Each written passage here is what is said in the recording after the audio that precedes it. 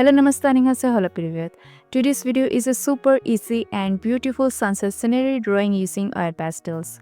Remember, I told you I got a new drawing copy. Well, it has a slightly textured surface, and I am finally trying it out. I am taking one sheet from it, cutting it into 4 pieces, and this is the one I will use today. You can probably see the texture on camera. It's really nice for blending. Let's start with the sketch and then move on to coloring.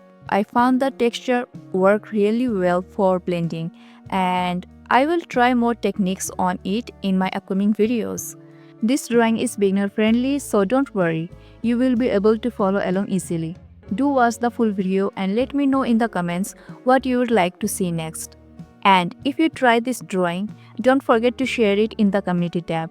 I would love to see your work. See you in the next one.